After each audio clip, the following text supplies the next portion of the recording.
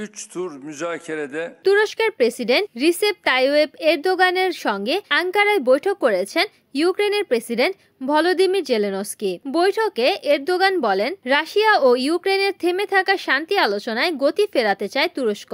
বুধবার 19 নভেম্বর আঙ্কারায় বৈঠকে বসেন ইউক্রেন ও তুরস্কের প্রেসিডেন্ট। এ সময় তারা কিয়েভ ও মস্কোর মধ্যে পুনরায় শান্তি আলোচনা শুরুর বিষয়ে আলোচনা করেন। এরদোগান বলেন, আমরা বিশ্বাস করি যে সমস্যাগুলোর সমাধান করে এমন একটি আরও ব্যাপক পদ্ধতির মাধ্যমে প্রক্রিয়াকে পুনরায় সক্রিয় করা উপকারী হবে। আঙ্কারা দীর্ঘস্থায়ী শান্তির দিকে আলোচনা এগিয়ে নিতে চায়।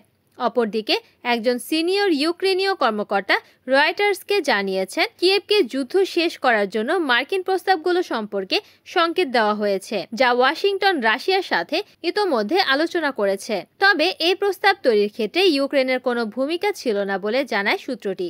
এর আগে গত জুলাই মাসে ইস্তাম্বুলের বৈঠকের পর থেকে রাশিয়া ইউক্রেন যুদ্ধ বন্ধের প্রক্রিয়া স্থবির হয়ে যায়। এরই মাঝে প্রক্রিয়াটি পুনরুজ্জীবিত করার প্রস্তাব দিলেন প্রেসিডেন্ট এরদোগান।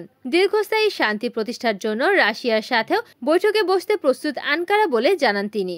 তবে এই প্রক্রিয়ায় যুক্তরাষ্ট্রের অংশগ্রহণ গুরুত্বপূর্ণ বলে মনে করেন তুরস্কের প্রেসিডেন্ট।